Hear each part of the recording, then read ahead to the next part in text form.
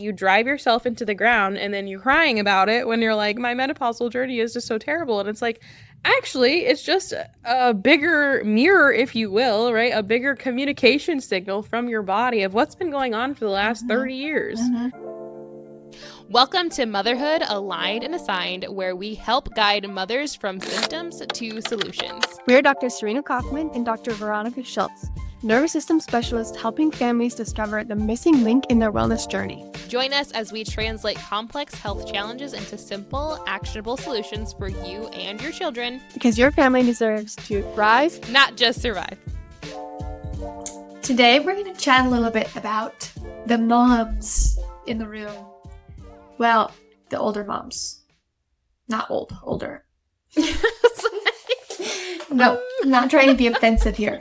The mom, very specifically, the moms. The wise. Yeah, wise. Pre-menopause, Veteran menopause. moms. Yeah, the vets.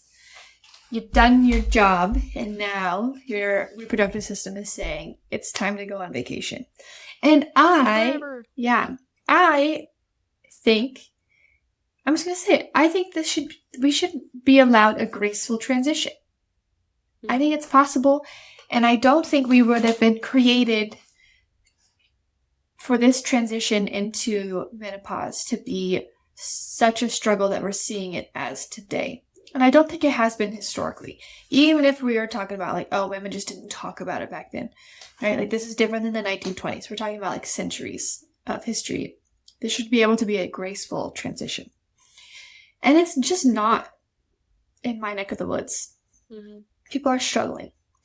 And I've got a soapbox about it. I'm just going to say that. So Dr. Veronica and I both have a handful of patients who found us because of the symptoms that they were experiencing in premenopause, menopause. And I think all of my patients have already gone the hormone replacement therapy route. Had yours, Dr. Veronica?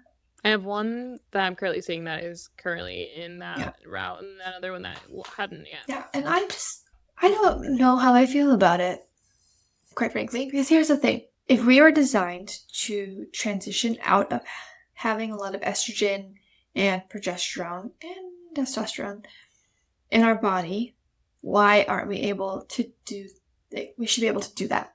Like, are we going to replace our hormones until we die? Right. That's my thing always. It's like, we're just going to do this forever? Yeah. And so my problem is these women come to me after they've tried the hormone, the HRT, and they still feel pretty terrible and out of whack.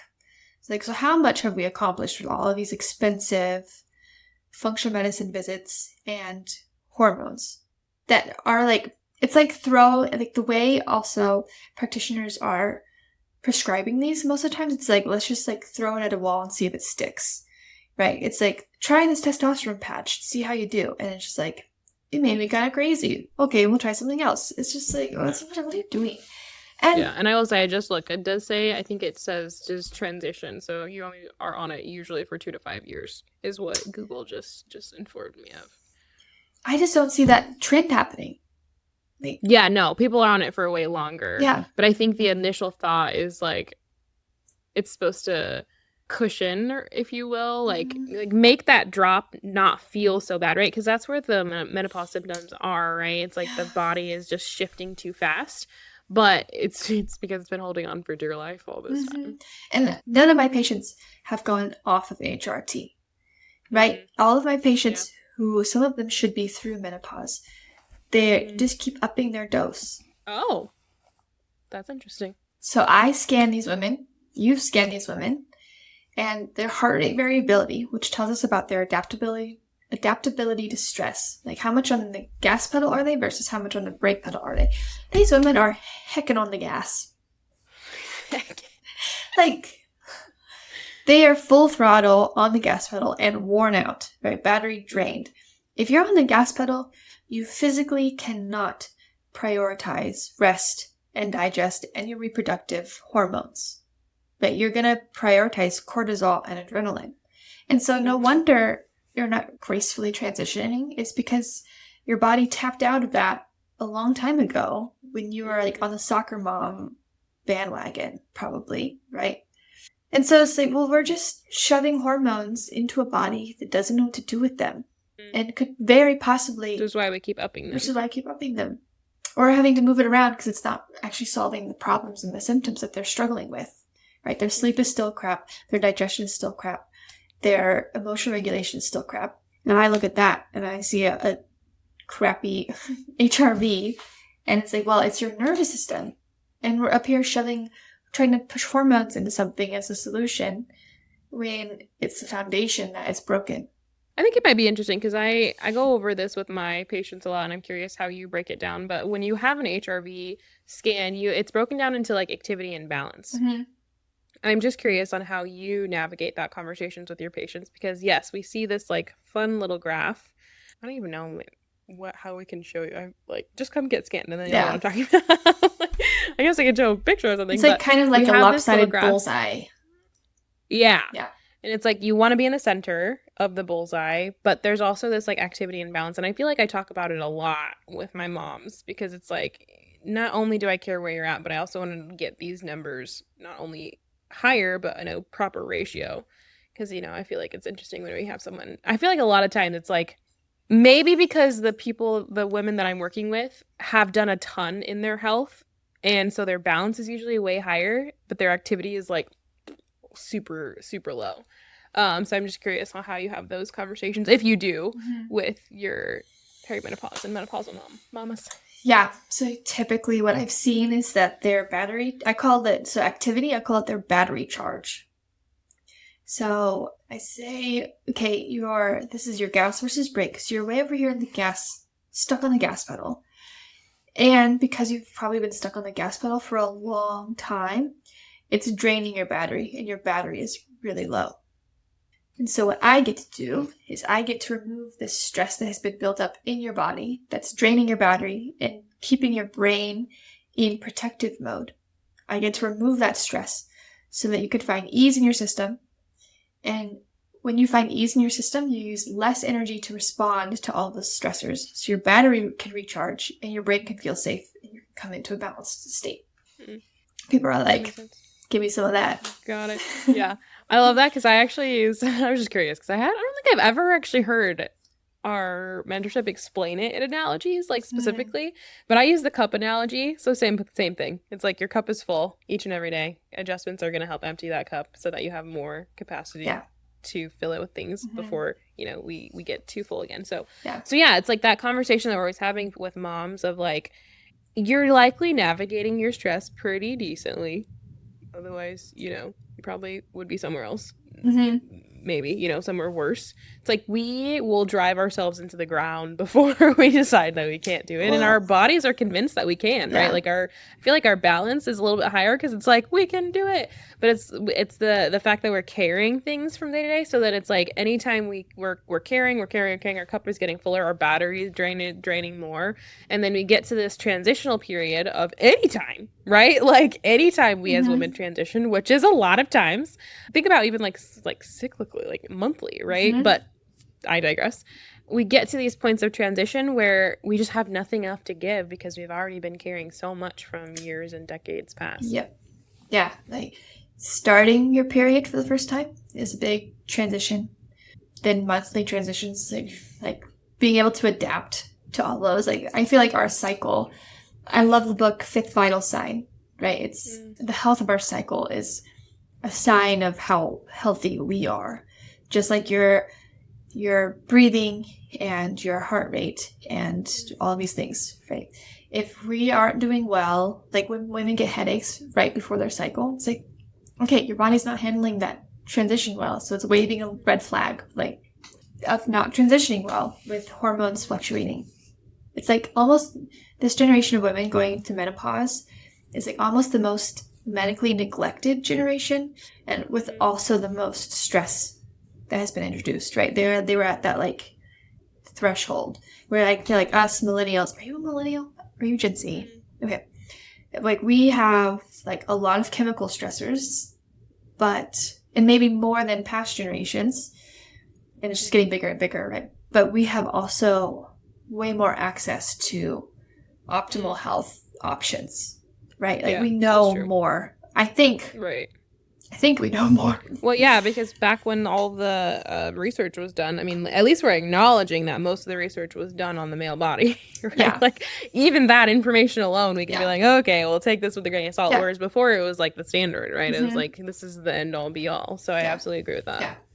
I'm going to say this so we can circle back to it. I just was reading something that all of the fasting information I've been hearing that too. that we took to say that like intermittent fasting was all done on men, and women almost respond opposite to fasting. Like it throws them into this fight or flight response, which is why we love it so much, because our bodies and we are like, oh great, I don't have to eat in the morning because I don't hear my like internal cues anyway. Perfect.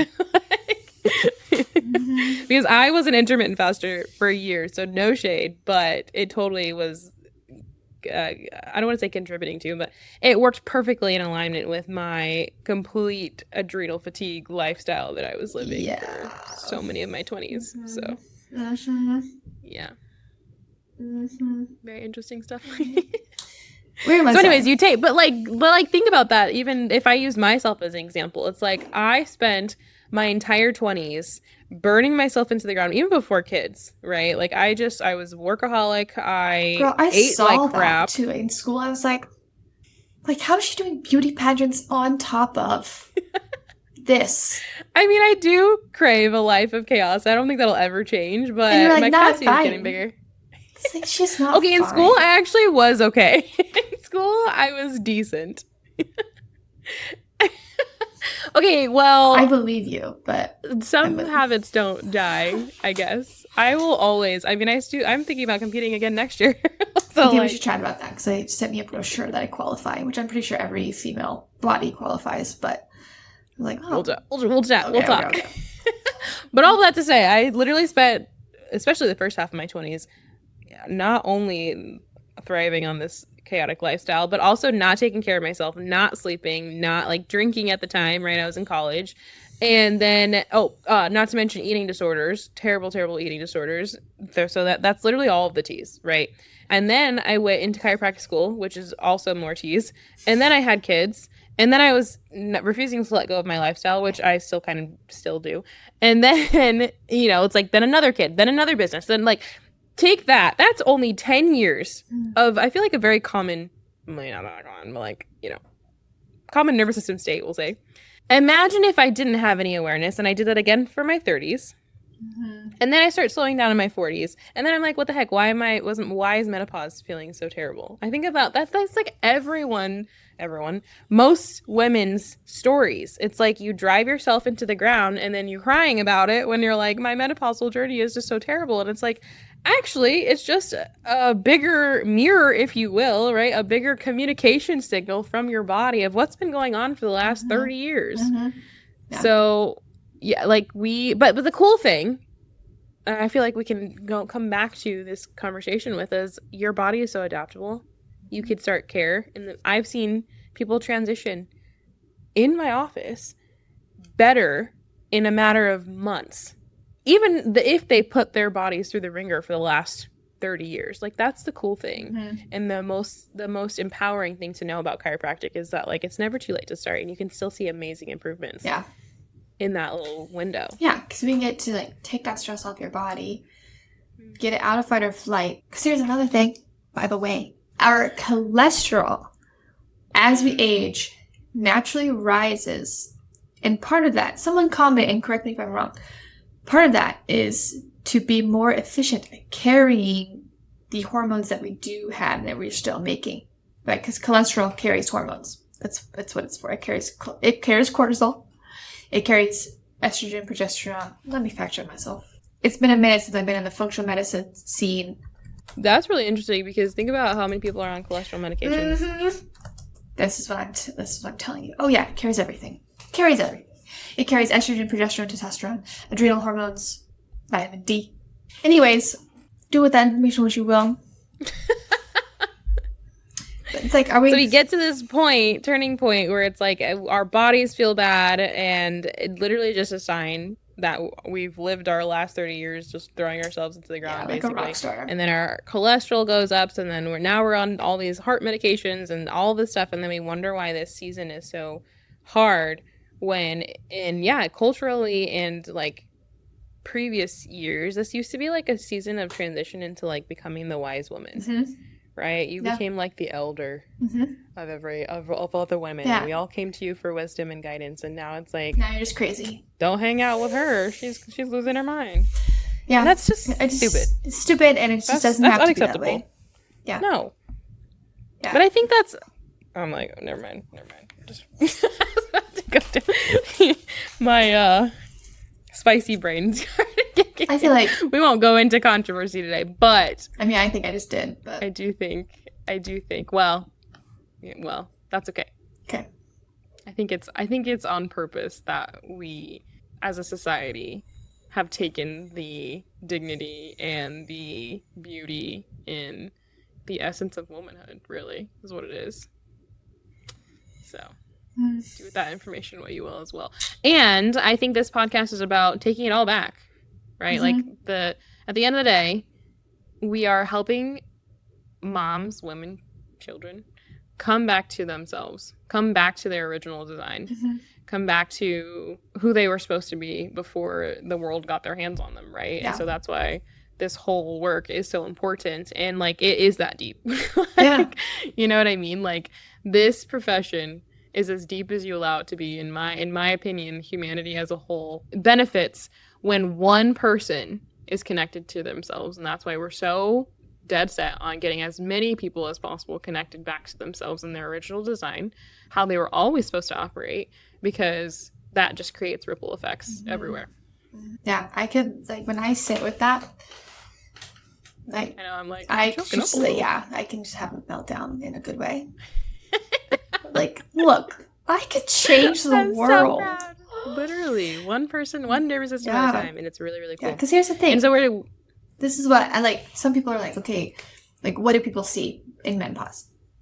I've had one of my patients, and it's a journey, right? If you've been hard on your body for a long time, like, yes, you can see fast results, but there are lots of things. It's not going to be linear.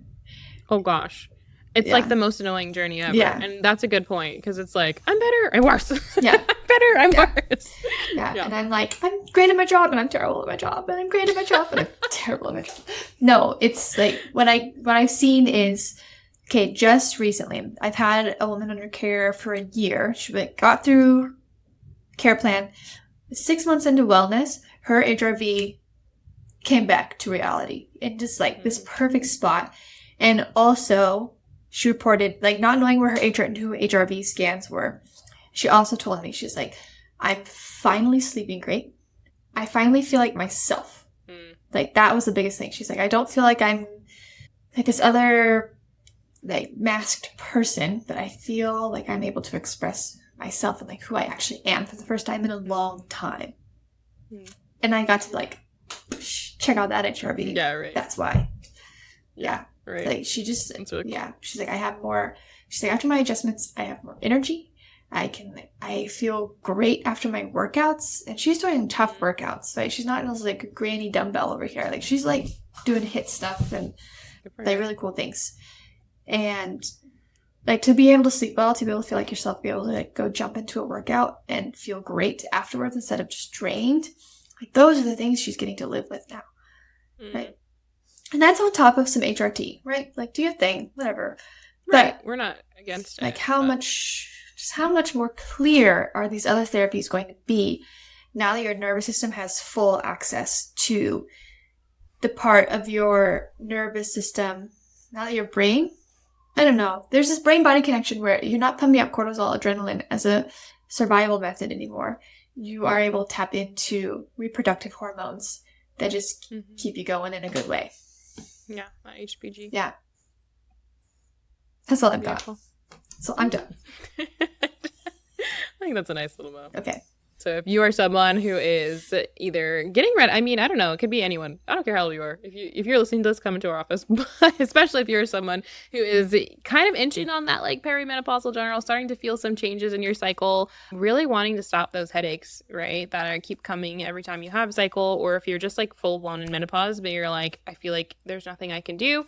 There absolutely is something that you can do. Let's start with a new patient exam, where we're going to get you scanned, we're going to go over your history, and we're going to show you what's been hiding underneath of the surface so that you know exactly what we need to go next to come back to what we're talking about. These really cool stages of, we talked a lot about HRV, but what does HRV look like for you in this season? It looks like better sleep. It looks like kind of like what Dr. Serena said, better workouts. It looks like more energy. It looks like just kind of the freedom to be you again.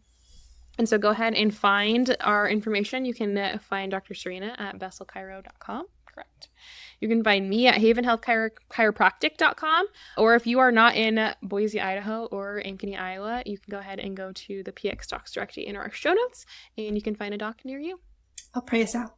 Dear Lord, thank you for these complex bodies that you've given us, and all of the ins and the outs and the goods and the complicated that comes with that. So that makes us special and unique and more of a mirror of your love that you wanted to create. Lord, please lead women who are listening to avenues of health care that can serve their bodies and allow them to express their full potential that you designed them for. In your name I pray. Amen. Amen. Thank you for joining us on Motherhood, Aligned and Assigned. We hope today's episode helped you connect the dots in your family's health journey. Remember, this is where nervous system health meets motherhood wisdom. Until next time, we're Dr. Veronica Schiltz and Dr. Serena Kaufman, supporting you as you nurture your family's well-being. Because when you're aligned, everyone thrives.